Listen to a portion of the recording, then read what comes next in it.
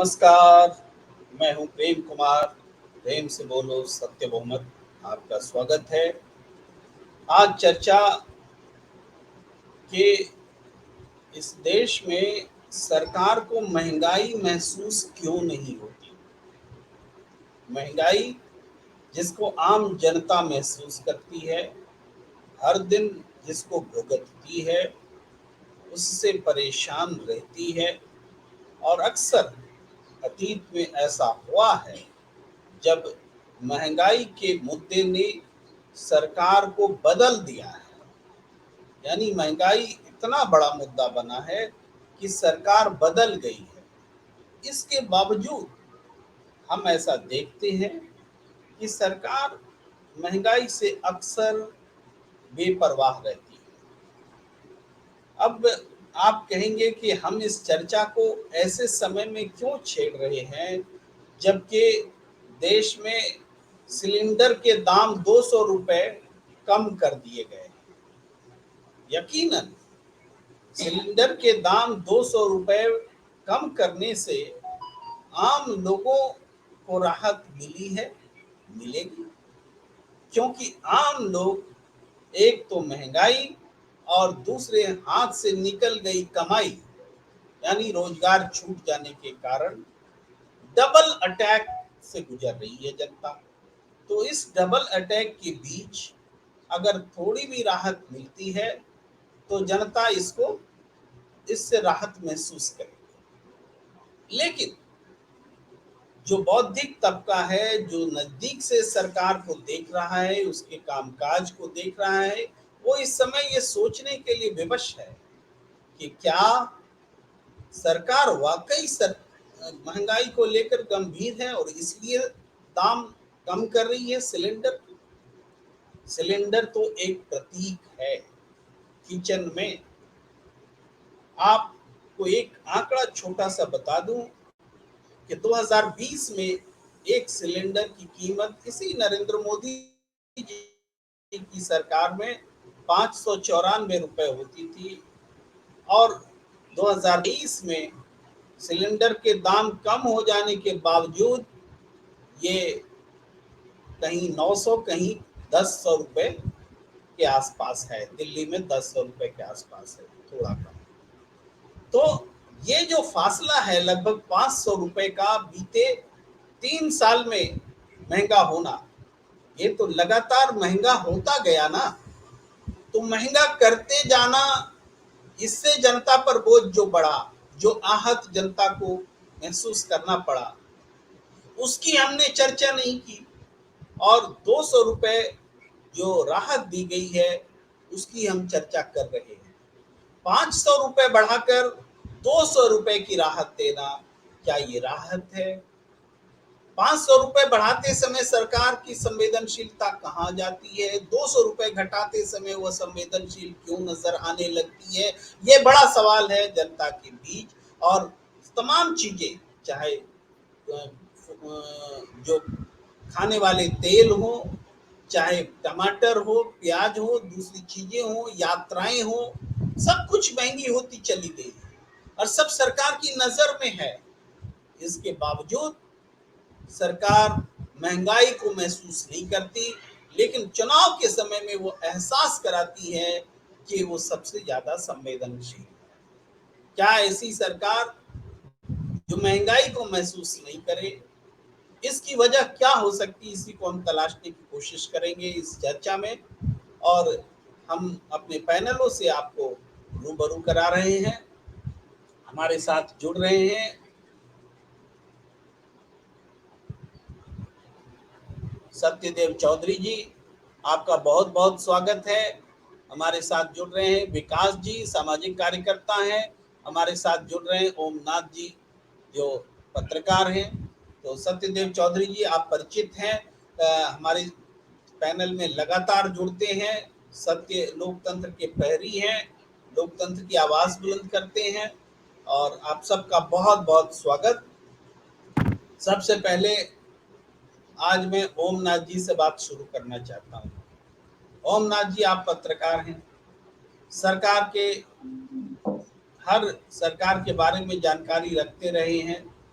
हम इस दुविधा को समझना चाहते हैं कि 2020 में जो सिलेंडर 594 रुपये का होता है, 2023 में वो 1100 रुपये पहुंच जाता है, और उसके बाद 200 रुपये की राहत, यानी लगभग 500-600 रुपये करीब सिलेंडर की कीमत बढ़ा दिए जाए, और उसके बाद 200 रुपये की राहत दे दी जाए। तो ये राहत है, इससे जनता राहत महसूस करे या जनता आहत? ओमनाथ। देखिए प्रेम जी, महंगाई तो बेतहाशा है, इसमें कोई माने वो दो राय नहीं है। ये चीज सरकार भी समझ रही है और सरकार चिंतित भी है, लेकिन सरकार जो मेन कदम उठाना चाहिए उसके लिए उठा नहीं रही है। क्योंकि अब जो सिलेंडर पे जो दो रुपया 200 रुपये जो कम किया गया है, ये सब यूं ही है, आज कर दिया गया है, आपको पता भी नहीं चलेगा कब वो 200 बढ़ जाएगा। तो ये सब ऐसे ही है। ठोस कदम माने महंगाई को रोकने के लिए एक कारगर उपाय करना होगा, नहीं तो ये बेतहाशा होगा। आप अगल बगल के देशों में देख लीजिए, महंगाई के कारण क्या स्थिति है, लोग सड़कों पे उतर आए हैं। आज हम माने बात कर रहे हैं कि आप खाने वाली चीजों के कुछ हम आंकड़ा लेके आए हैं, आपको बता रहे हैं कि महंगाई रेट जो बढ़ा है, क्या क्या बढ़ा है। सब्जी पे हो गया है आपको 37% महंगा हुआ है 2-3 महीने में। उसके बाद मसाला 22% महंगा हुआ, अनाज 13%, दूध 8.3%। दूध तो माने बच्चों का आहार है, उसमें भी आप 8.3% बढ़ोतरी, लगातार बढ़ोतरी हो रहा है। आपको याद है कोई चीज का रेट कमा हो सिलेंडर का छोड़ने के बाद? लेकिन जो हम पहले पे करते थे उससे ज्यादा ही पे कर रहे हैं। और इससे क्या है कि लोगों के खाने तक के लाले पड़े हुए हैं। आप खुद ही सोचिए, जिस देश में सरकार खुद बताती है कि इतने लोगों को हम मुफ्त अनाज देते हैं, भाई सिर्फ अनाज फाका तो नहीं जा सकता है। तो ये सब सिर्फ कहने की बात है कि माने हम महंगाई कम करें, 200 सिलेंडर कर दिए। तेल का देखिए क्या प्राइस है, दलहन का क्या प्राइस है, नमक देखिए, नमक भी बढ़ा है। कुछ चीज तो पता भी नहीं चलता है। आप एक माचिस बॉक्स लेने जाइए, उसका देखिए क्या रेट है। अब कहने को कहा जाएगा कि इतने सालों से नहीं बढ़ा, लेकिन ये सब चीज दैनिक उपयोग के लिए, आम आदमी के लिए, गरीब से लेके अमीर तक को ये बेसिक चीज जरूरत चाहिए। ऊपर से शिक्षा और स्वास्थ्य ये इतना महंगा हो चुका है कि आप अगर खाद्य चीजों पे अगर महंगाई कंट्रोल नहीं कर पाएगी सरकार, तो आने वाले समय में बहुत विकट स्थिति होगी। एक और मैंने बात बोला जाता है कि मौसम मौसम के कारण, प्राकृतिक आपदा के कारण, हम इसको भी नहीं मानते हैं, क्योंकि प्राकृतिक आपदा तो आएगी, आती रहती है, आएगी भी। आपका व्यवस्था क्या है महंगाई कंट्रोल करने के लिए? अगर मान लीजिए सुखाड़ आया, तो हमारे भारत में तो एक तरफ सुखाड़, एक तरफ बाढ़ से फसल बर्बाद होना, ये तो लगा रहता है। लेकिन सही मायने में चैन मेंटेन करना, कि जिस राज्य में अगर फसल बर्बाद हुआ है वहां पे तुरंत आपूर्ति कैसे कराई जाए, इस पे कोई फोकस नहीं है। और एक और मेन बात है कि देखिए, आप सिलेंडर पे 200 रुपये कम कर दिए, और वही आप देखिए पेट्रोल पे धीरे धीरे बढ़ते बढ़ते जाएगा, पेट्रोल का रेट बढ़ेगा, तो फिर सिलेंडर का भी रेट तो बढ़ जाएगा ना। चाहे सबसे कारगर सिद्ध होगा कि सरकार जो पेट्रोल डीजल पे जितना ज्यादा पैसा वसूल कर रही है, उससे अगर उसको अगर कम करती है। आप देखिए सीएनजी का भी दाम बढ़ गया, गैस का। तो आप अगर उस पे कंट्रोल करती है सरकार, पेट्रोल डीजल के रेट को जी, कम करती है पॉइंट और पॉइंट अच्छा खासा कम करती है, तभी खाद्य चीजों पे ओम जी महसूस आप होगा लोगों को राहत। ओम जी आपका पॉइंट आ गया कि जो पेट्रोल डीजल और सीएनजी के दाम अगर महंगे होंगे, बढ़ेंगे, तो दैनिक ज़रूरत की चीज़ें जो कि एक्सपोर्ट सॉरी ट्रांसपोर्टेशन के कारण महंगी हो जाती है, उस पर असर पड़ता है। तो गैस सिलेंडर का दाम घट जाने से भी फौरी राहत जरूर मिलेगी, लेकिन महंगाई इससे कम नहीं होगी, ये आप कह रहे हैं। मैं आना चाहता हूँ विकास जी के पास में। विकास कुमार जी, आप सामाजिक कार्यकर्ता हैं, आप लोगों से मिलते जुलते रहते हैं, गृहिणियों से भी मुलाकात होती है आपकी, और इस बीच आप अपने आप को अनम्यूट कर लीजिए, और मैं सवाल आपके पास लेकर आ रहा हूँ कि देखिए, ये जो गैस सिलेंडर की कीमत में कमी की गई है, हम उज्ज्वला योजना जिसकी सरकार अक्सर चर्चा करती है, उसमें 9 करोड़ से ज्यादा लाभुक हैं परिवार, और उसमें एक बार सिलेंडर भरा लेने के बाद दूसरी बार सिलेंडर भरा जाए, ऐसे लोगों की तादाद बहुत बड़ी संख्या में है जो दूसरी बार सिलेंडर ही नहीं भरा पाते, करोड़ों में है। तो क्या ये 200 रुपए दाम कम कर देने से उनमें दूसरी बार सिलेंडर भरा लेने की क्षमता आ जाएगी क्या? ऐसा कुछ लगता है? जी विकास जी धन्यवाद प्रेम जी।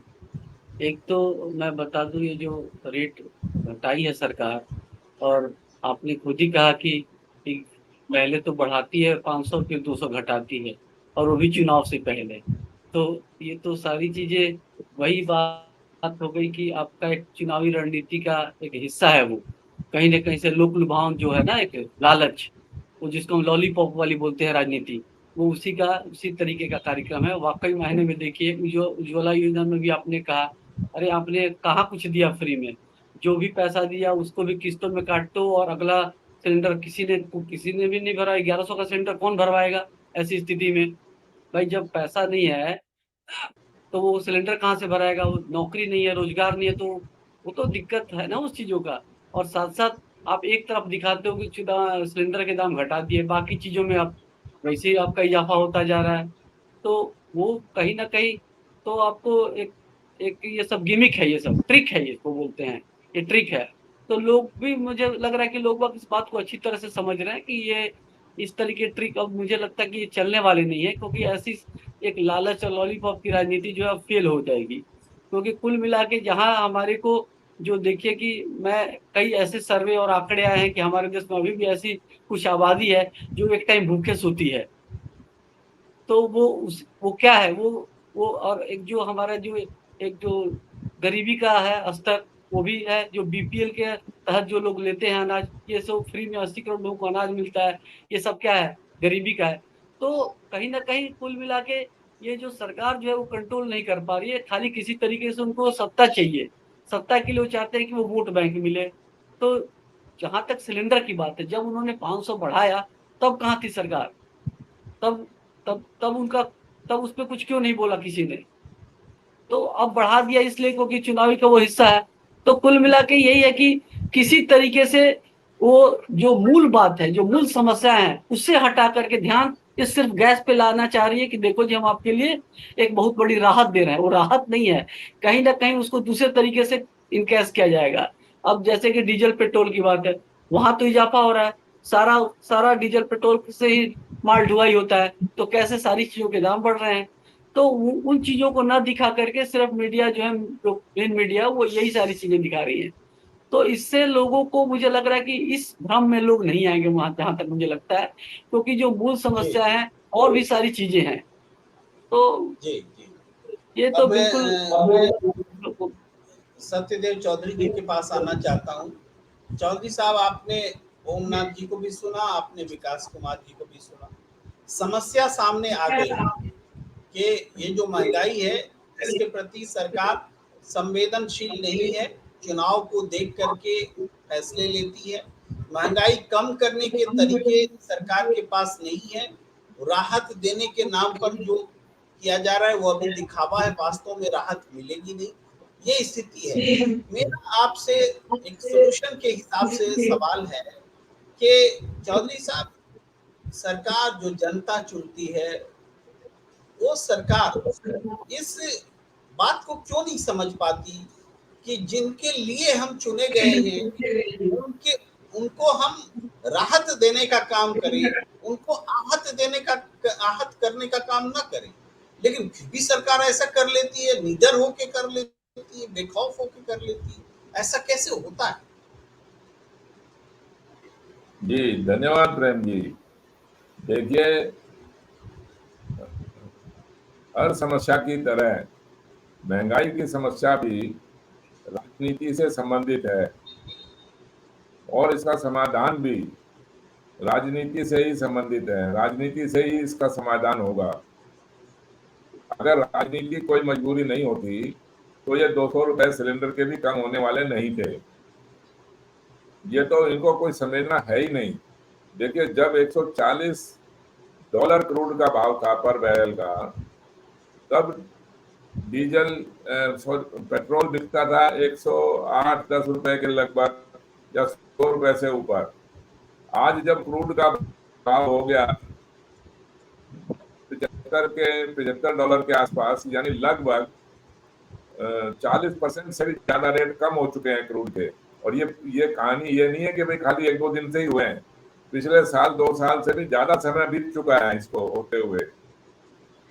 लगभग 2 से 3 लाख करोड़ रुपए खाली डीजल और पेट्रोल के ऊपर की मार लोगों के ऊपर, गरीबों के ऊपर पड़ रही है।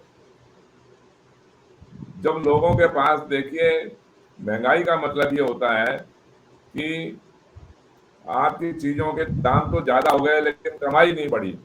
मान लो उसी अनुपात के अंदर या उससे थोड़ी अधिक कमाई भी बढ़ जाए, फिर तो हमें कोई आपत्ति नहीं है, लेकिन कमाई तो बढ़ी नहीं, कमाई तो बल्कि और खत्म हो गई। आज आप स्मॉल स्केल इंडस्ट्री को ले लो, जो हमारे देश की रीढ़ है। आप मीडियम स्केल MSME को ले लीजिए, किसी भी छोटे मोटे कारोबार को ले लीजिए, आप सब का बुरे से भी बुरा हाल है इस टाइम पर। बेरोजगारी का आप देख लीजिए, गरीबी का आप देख लीजिए। मैं तो देखिए एक इस तरीके की बात करना चाहता हूं कि जिससे कि एक अच्छी व्यवस्था रहे। आपको अगर रोजगार होगा, चाहे वो स्वरोजगार हो या नौकरी मिले, उससे कुछ फर्क नहीं पड़ने वाला। लेकिन जब एक रोजगार करने वाला कम से कम 2, 4, 5 लोगों को रोजगार दे सकता है, और अगर एक रोजगार खत्म हुआ, उसके बदले के अंदर आप ये समझ लीजिए कि कम से कम भी 2, 4, 5 लोगों का रोजगार भी खत्म हो गया। और यही हुआ है। आज जीएसटी का कलेक्शन इतना रिकॉर्ड तोड़ कलेक्शन हो रहा है, करीब 1,80,000 करोड़ रुपए का कलेक्शन हुआ। वो सारा पैसा गरीबों की जेब से ही तो निकला। कितने आइटमों के ऊपर जीएसटी का इनपुट नहीं देंगे, कितनी आइटमों के ऊपर जो जीएसटी का इनपुट दिया हुआ उसका रिफंड नहीं देंगे लोगों को, तो लोगों का तो पैसा गया ना। क्या काम करेगा? बिना पूंजी के, बिना लाभ के कोई काम होगा कैसे? नहीं हो सकता। तो ये तो देखिए, इनकी मजबूरी, जब तक राजनीति इनकी मजबूरी नहीं बनेगी तब तक ये व्यवस्था ठीक होने वाली नहीं है। राजनीतिक व्यवस्था ऐसी होनी चाहिए कि जिससे ये राजनीतिक व्यवस्था कोई एहसान नहीं कर रही है हमारे ऊपर 200 रुपए कम करके या कोई भी चीज ऐसा करके। हमारे ऊपर एहसान किया है क्या? 1,000 रुपए बढ़ा के, आज ये तो आप आंकड़ा बता रहे हो 2019 का, 2014 के अंदर क्या रेट था सिलेंडर का? शायद लगभग 400 रुपए के करीब भाव था, और 400 रुपए के 1,400 रुपए करके, और फिर उसके ऊपर 200 रुपए कम हो गए, और 200 रुपए की किसी को सब्सिडी दे दी, 1,000-1,100 रुपए का रेट रह गया। और ये सही कहा अमरनाथ जी ने कि फिर इनका भरोसा नहीं है कि कौन से रेट के ऊपर कैसे बढ़ा देंगे। और आज भी कभी सीएनजी के ऊपर, कभी पीएनजी के ऊपर, उन चीजों के रेट तो बढ़ाते रहते हैं। ये सिलेंडर के रेट कम कर दिए, लेकिन जो पाइप लाइन से जो गैस मिलती है उसके रेट बढ़ा दिए।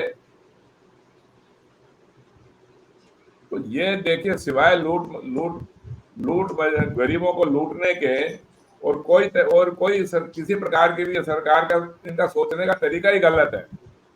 इनको सोच है ही नहीं। इनकी सोच सिवाय हिंदू मुसलमान के लड़ाई करवाने के, घृणा करवाने के, इनको कोई मतलब नहीं है। कोई बिजनेस से, इंडस्ट्री से, स्मॉल स्केल इंडस्ट्री से कोई लेना देना नहीं है। आप हमारे देश के आज इंपोर्ट एक्सपोर्ट का औसत लगा लीजिए, हमेशा ही हमारा इंपोर्ट बढ़ता है और एक्सपोर्ट कम होता है। जिस चाइना की आप बात कर रहे हैं, आज चाइना से करीब जो ट्रेड डेफिसिट है हमारा इंपोर्ट एक्सपोर्ट का, वो $100 बिलियन से भी ज्यादा का है। हम उनसे खाली माल मंगवाते हैं, खरीदते हैं, उसके बदले में 10% का भी एक्सपोर्ट नहीं कर पा रहे हैं। और उसी चाइना के बारे में हम पता नहीं कौन सी आंख लाल दिखाएंगे या क्या करेंगे, क्या नहीं करेंगे। आप कुछ भी नहीं कर सकते। और आज का भी आपने सुना ही होगा कि वो अरुणाचल और शाही चीन वो सारे का सारा उन्होंने अपने नक्शे में दिखा दिया, सारे का सारे को। क्या करोगे आप? ये तो सिवाय इनकी देखिए राजनीतिक मजबूरी ही है ऐसी, जो थोड़े रेट कम कभी कर भी दिए, लेकिन इनके बस का नहीं है। और क्या जरूरत थी इतना, जब आपके पास कमाई नहीं है फिर फालतू खर्चा करने की जरूरत क्या है? 8-8, 10-10 हजार करोड़ रुपए के हवाई जहाज खरीदते हो, कितने हजारों हजारों करोड़ रुपए का आपने नया सेंट्रल विस्ता बनाया, प्राइम मिनिस्टर हाउस बनेगा, और पता नहीं कितना, कौन सा G20 की ऐसी कौन सी सम्मेलन होगा जिसके ऊपर हर सड़क के ऊपर इतना रंग, इतना पोत दिया और इतना सब कुछ कर रहे हैं। ये तो काम परमानेंट होना चाहिए। ये इवेंट होगा तभी होगा ये काम, ये तो परमानेंट होना चाहिए ना। जैसे और देशों के अंदर और शहरों में है वैसे यहाँ पर भी होना चाहिए। इतने हजारों हजारों करोड़ रुपए का बजट किस लिए बनते हैं फिर? ये हॉर्टिकल्चर के नाम से, पेड़ लगाओ उसके नाम से, कहाँ गया वो पैसा? गंदगी का पे अंबार लगा हुआ है, महंगाई का अंबार लगा हुआ है, कोई प्रबंधन नाम की चीज है ही नहीं। मैं तो ये कह सकता हूँ, किसी शिक्षा स्वास्थ्य सुरक्षा की बात कर लो, किसी अस्पताल में चले जाओ, किसी स्कूल में चले जाओ, क्या हाल चल रहा है इन स्कूलों का भी आप देख ही रहो। वहां के शिक्षक कैसे व्यवहार करते हैं, कितने कितने स्कूलों के अंदर कैसे कैसे क्या हो रहा है, क्या नहीं हो रहा है। जी प्रेम जी। जी, मैं अब बात को थोड़ा सा और आगे बढ़ाता हूँ। एक तो अब तक की बातचीत में ये बात समझ में आ रही है कि जो महंगाई बढ़ रही है उस महंगाई को लेकर के सरकार उदासीन है। वह सिर्फ ट्रिकी वे में इस तरह से पेश होती है कि मानो उसको आम लोगों की चिंता हो, लेकिन वास्तव में आम लोगों की चिंता नज़र नहीं आती है। तो ओमनाथ जी, ऐसा क्यों है कि एक सरकार को आम लोगों की चिंता नज़र नहीं आती? क्या ये विश्वास कि हम आंखों में धूल झोंक करके दोबारा सत्ता में आ जाएंगे? कोई शॉर्टकट है उनके पास कि महंगाई बढ़ती रहे फिर भी सत्ता में आ जाएंगे? कोई तरीका है कि लोग चाहे जितने नाराज हो जाएं, वोट तो हमको ही दे देंगे, और हम कोई और तरीका कि वोट ना दे तो भी हम सरकार में आ जाएंगे? ऐसा कुछ है क्या कि सरकार इतने कॉन्फिडेंस से महंगाई को टैकल कर रही है? महंगाई भी है लेकिन फिर भी बड़े शान से चल रही है। ऐसा है कि महंगाई है, सरकार माने टैकल करने का प्रयास भी कर रही है, लेकिन वो जान रही है कि महंगाई है। आप जो बोले कि मैंने वो कैसे कैसे मैंने छोड़ दी हुई है, क्योंकि इसलिए छोड़ दी है कि सरकार को पता है। आप देखिए 2022 में कितनी कारें बिकी हैं, कितने मोबाइल सेट बिके हैं। तो सरकार इधर से भी देखती है कि लोगों के पास खरीदने के लिए है। आपको एक उदाहरण बताते हैं। हम एक ज्वेलरी वाले के यहाँ बातचीत कर रहे थे, तो वो बताया कि हम बोले कि आपके यहाँ कस्टमर नहीं है, तो बोले कि देखिए अब ज्वेलरी ना लोग पहनना नहीं चाहता है, वो चाहते हैं कि लाख रुपए के मोबाइल हाथ में हो लेकिन ज्वेलरी नहीं लेंगे। तो ये भी एक चीज है। उसके बाद सरकार बेचैन इसलिए है क्योंकि महंगाई हमारे यहाँ भी बढ़ रही है और पूरे विश्व में बढ़ रही है। और इसका एक और जो कारण बताते हैं कि युद्ध चल रहा है, सप्लाई चेन नहीं है। तो आज हम लोग ग्लोबल हो चुके हैं। सिर्फ हमारे यहाँ कोई चीज के शॉर्टेज होने से दूसरे देश भी परेशान होते हैं। उनके यहाँ शॉर्टेज हो, जैसे हमारे यहाँ अरहर की खेती नहीं बहुत कम होती है, हम मोजम्बिक से अरहर मंगवाते हैं। तो वहां भी अगर प्रभावित होगा, वहां भी अगर सामान ठीक से पैदावार नहीं होगा तो हम उससे ही प्रभावित होंगे। पिछले दिनों आप देखे होंगे कि हमारे यहाँ तेल का इतना ज्यादा महंगा हो गया था कि पाम ऑयल इतना महंगा बिकने लगा था, क्योंकि वो हमारे पास आ नहीं रहा था। तो इस सरकार चिंतित है। और रही बात चुनाव के लिए, तो वही जो आज गैस का रेट घटा दिए हैं, कल 2 रुपए 5 रुपए तेल पे घटा देंगे। जहां जाएंगे मैंने थोड़ा गुमराह करते रहेंगे भाषणों में, इन चीजों में। और एक और चीज आपको हम बताना चाह रहे हैं, क्योंकि विपक्ष महंगाई पे और बेरोजगारी पे जिस तरीके से घेरना चाहिए सरकार को, नहीं घेर पा रही है, लोग ट्विटर पे घेर रहे हैं। विपक्ष प्रोटेस्ट कर रही है ईडी के खिलाफ, सीबीआई के खिलाफ, लेकिन महंगाई के लिए एक देशव्यापी प्रोटेस्ट नहीं कर रही है।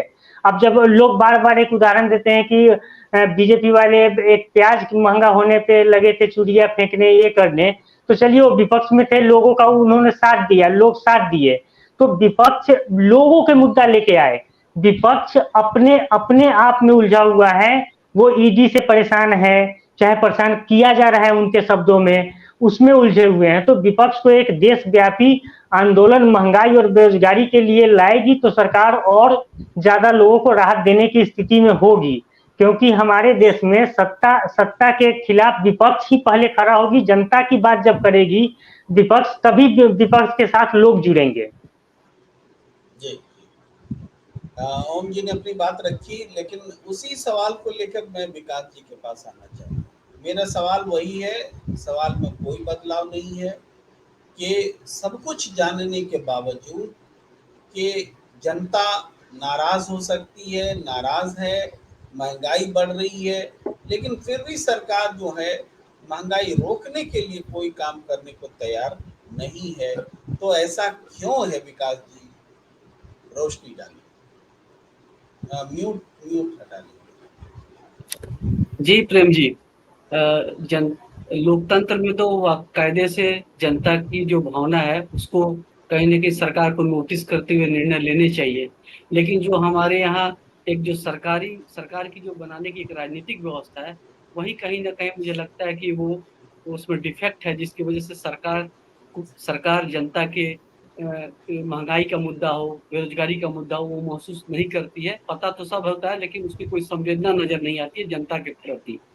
तो कारण ये है कि जहाँ एक राजनीतिक एक भ्रष्टाचार है, जो राजनीतिक व्यवस्था में खोट है, खामियां है, वही हमारा जो एक पार्लियामेंट्री डेमोक्रेसी है वही बीचों बीच आता है, जिसमें कि सांसदों का जो एक है ना, सरकार में जो भूमिका सिर्फ सांसदों का भूमिका है, सरकार का मतदाताओं से कोई कनेक्शन नहीं है, सांसदों से है।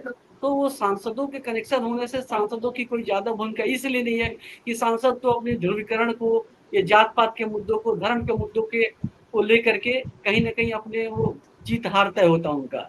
लेकिन अगर मतदाताओं के बहुमत से बने, मतदाताओं का कोई उसका संबंध हो, तब तो सरकार की जरूर संवेदना बनेगी।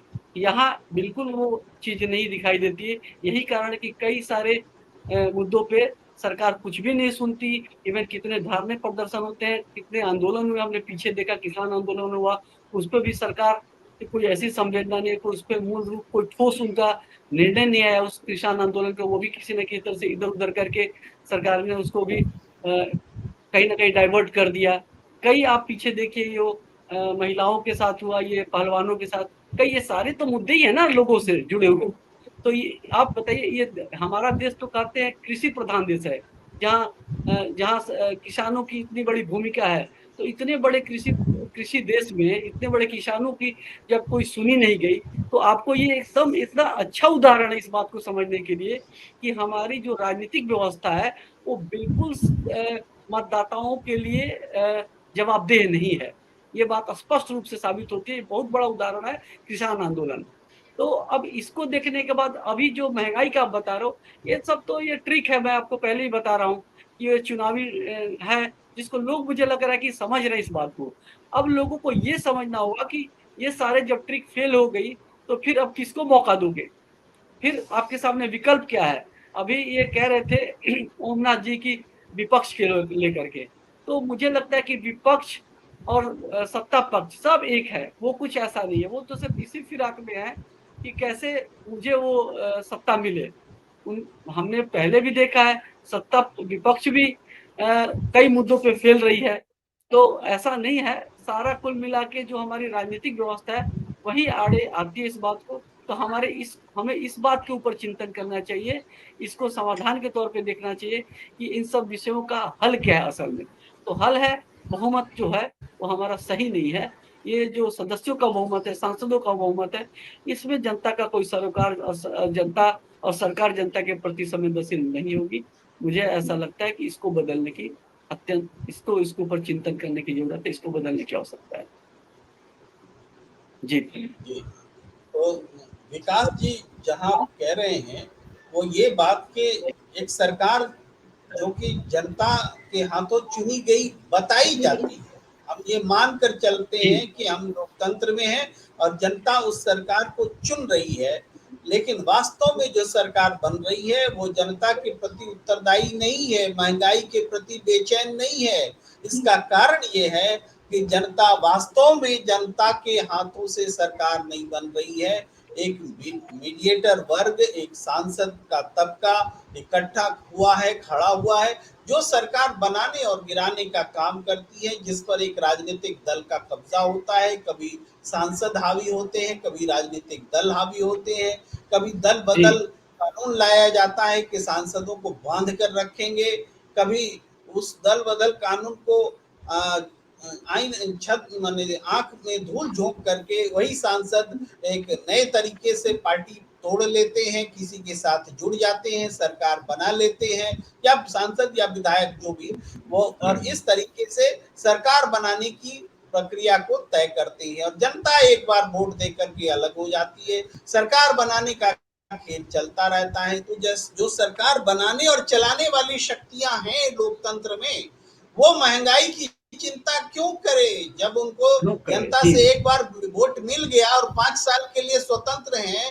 कि कौन सरकार बनाना है और कैसे सरकार बनाना है। तो यही कार्य, इसके अलावा वोट लेते समय भी ऐसे टेक्निक्स आ गए हैं, कभी पुलवामा हो जाता है, राष्ट्रवाद हो जाता है, कभी हिंदू मुस्लिम दंगा हो जाता है, और वोट का जो आधार है वो आम जनता की समस्याएं न हो करके यही धर्म, जाति या राष्ट्रवाद हो जाता है। तो ऐसे में आम जनता की जो भावना है वो दब जाती है। तो ये कैसे दूर होगा, सत्यदेव चौधरी जी के पास सीधा सवाल है कि ये दूर करने के लिए कैसे आगे बढ़ा जाए।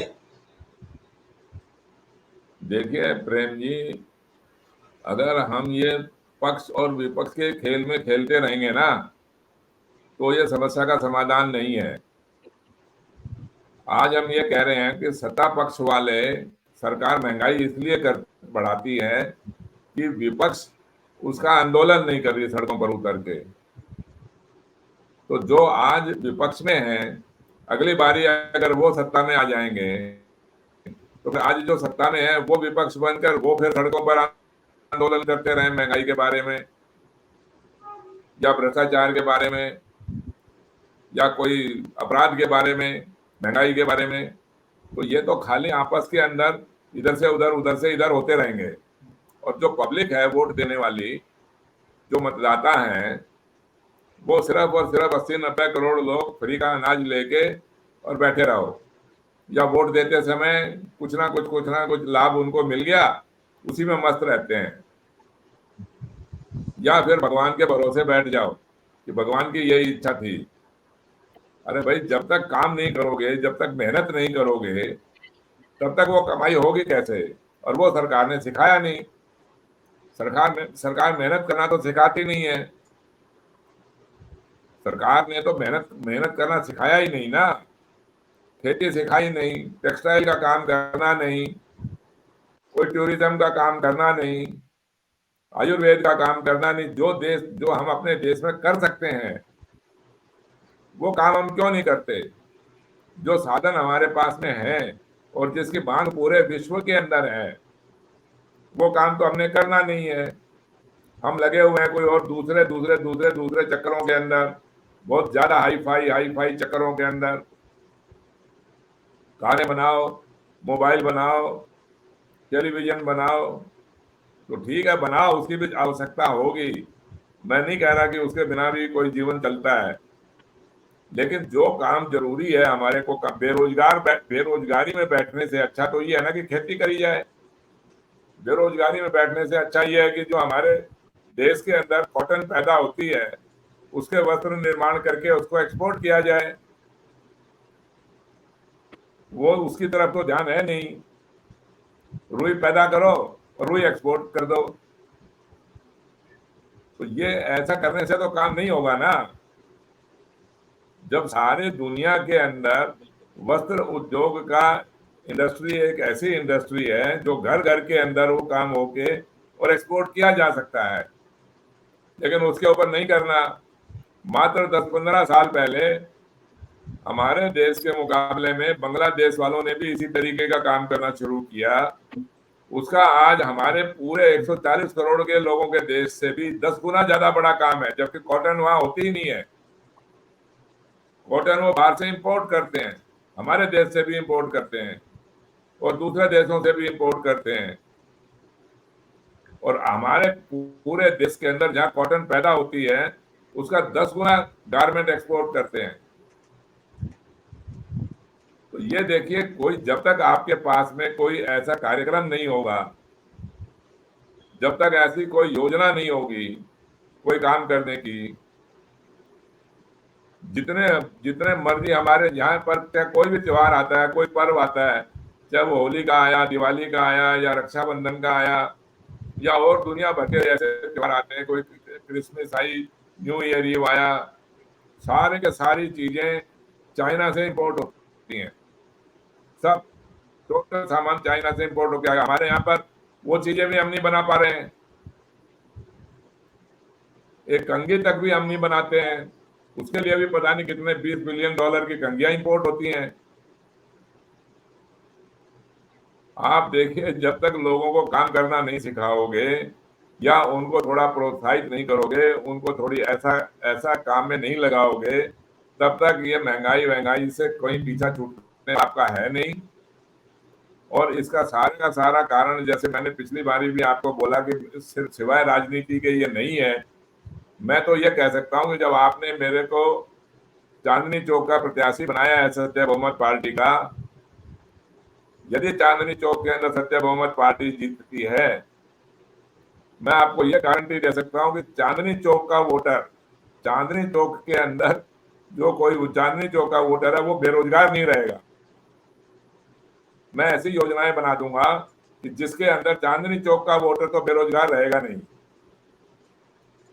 ये तो पक्की बात है, क्योंकि ईमानदारी से काम करना होगा ना उसके पीछे, और जो काम हम कर सकते हैं वो काम करेंगे। मैं अपना जरा सा काम करने के लिए अगर मैंने पड़ोसियों से उधार लेना है या दूसरे देशों से उधार लेके कुछ काम करना है, तो पहले अपने काम तो करके दिखाओ, और जो उधार लिया उसके उसके उसका लाभ कमा के आप उसको वापस दीजिए। फिर आपने खाली ऋण बढ़ाते गए, ऋण बढ़ाते गए, ऋण बढ़ाते गए। 2014 के अंदर आपको पता होना चाहिए कि हमारे देश के ऊपर करीब 55 लाख करोड़ का ऋण था। आज 9 साल के बाद में वो ऋण 55 लाख करोड़ से बढ़कर 162 लाख करोड़ रुपए हो गया, यानी लगभग 3 गुना ऋण बढ़ गया देश के ऊपर। वो ऋण चुकेगा कैसे? अब बनाते रहो जितनी मर्जी योजनाएं, अब जैसे मर्जी योजनाएं करते रहिए, ये तो लोगों की कमाई है नहीं। गंदगी में, बेरोजगारी में और अपराधों के अंदर पड़े रहिए, घृणा में पड़े रहिए, आपस में विश्वास है नहीं, प्यार प्रेम है नहीं, सौहार्द है नहीं, एकता है नहीं। जब तक एक दूसरे के सहयोग से काम नहीं करोगे, एक सब मिलके काम नहीं करोगे, जब तक तो यह घरेलू उद्योग या स्मॉल स्केल इंडस्ट्री इसका कोई आगे होगा नहीं। और अच्छे अच्छे विकसित देशों ने, जैसे जापान के अंदर लीजिए आप, जापान के अंदर हर आदमी एक दूसरे से काम करने के लिए इस तरह से कनेक्टेड है। एक आदमी कोई मशीन बनाने वाली कंपनी है, उसके हजारों हजारों लोग उसको पार्ट सप्लाई करने वाले हैं। उन्होंने अपना नक्शा बनाया, अपनी योजना बनाई उस तरीके से, और कहीं क्वालिटी भी खराब नहीं होती, सबको काम भी मिला हुआ है, सबको रोजगार भी मिला हुआ है। पूरे देश सफल हो गया उनका, पूरा देश उन्नत हो गया। पूरे देश के अंदर उसमें एक्सपोर्ट इतना ज्यादा होता है वहां का, उसके फॉरेन करेंसी का भाव देखिए। आज हमारे यहाँ डॉलर पाउंड का क्या भाव है, आज से 5 साल 10 साल पहले क्या रेट था, आज देख लीजिए क्या भाव है। 70-75 रुपए का पाउंड बिकता था, वो आज 105 रुपए का है। डॉलर बिकता था कोई 55-60 रुपए का, वो आज 85 रुपए का भाव है। खाली बातें बनाने से, भाषण देने से तो काम होगा नहीं ना। कोई योजना बनाइए, कुछ काम करिए, और जो आप कर सकते हैं सबसे पहले तो योजना उसकी बननी चाहिए, बाद में बात करेंगे दूसरे की। और मैं चांदनी चौक एरिया की फिर गारंटी लेता हूँ, सत्य बहुमत पार्टी को जितवाइए आप चांदनी चौक से, और आप देखना फिर 1 साल 2 साल के अंदर अंदर भी चांदनी चौक के अंदर तो कम से कम कोई चांदनी चौक का जो वोटर है वो बेरोजगार नहीं रहेगा। प्रेम जी,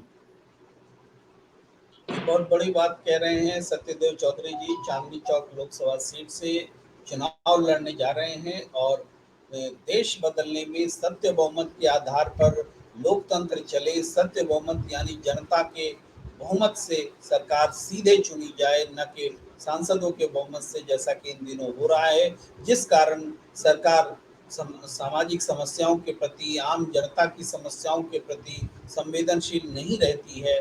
उसका समाधान लेने के लिए सत्यदेव चौधरी जी चुनाव मैदान में हैं और एक बड़ी गारंटी दे रहे हैं कि अगर उनकी जीत होती है तो कम से कम चांदनी चौक लोकसभा सीट को इस तरीके से मॉडल के रूप में वो सामने आएगा कि वहाँ कोई भी व्यक्ति बेरोजगार नहीं होगा और एक से एक तरीके, एक से एक सैंपलिंग जो है सत्यदेव चौधरी जी के पास है, जिसको वो इम्प्लीमेंट करेंगे। और एक जगह ये बात अगर लागू होती है तो पूरे हिंदुस्तान में ये बात लागू होगी और पूरे हिंदुस्तान की तकदीर बदल जाएगी, तस्वीर बदल जाएगी। ये बहुत बड़ी बात कह रहे हैं। इसके अलावा आपने आपने अपने अनुभवों से ये बात भी बताई कि कैसे एक्सचेंज रेट जो है मुद्रा का डॉलर के मुकाबले या पौंड के मुकाबले इस तरह से भारतीय मुद्रा कमजोर हुई है। तो इस कारण या ये बात भी महत्वपूर्ण है कि जो लोन हम विदेशों से ले रहे हैं, जो 1,60,000 करोड़ का लोन हम ले चुके हैं, ये रुपए कमजोर होने से ये अपने आप वो बढ़ता भी चला जाएगा और ये लोन का भार हम पर और अधिक ज्यादा हो जाएगा। तो सिर्फ लोन लेना हमारा मकसद नहीं होना चाहिए, लोन से लेकर के चुकाने की क्षमता हमारे पास होनी चाहिए, कारोबार बढ़ाने की क्षमता हमारे पास होनी चाहिए, तब वो लोन लेने का मतलब है, अन्यथा वो बोझ बन जाएगा। बहुत सारी बातें सत्यदेव चौधरी जी ने आज हमारे दर्शकों के बीच रखी हैं। उम्मीद है कि उन सब का फायदा जरूर सबके जहन में एक अच्छी सोच बनने में होगा। और इस चर्चा को यही विराम देने का वक्त।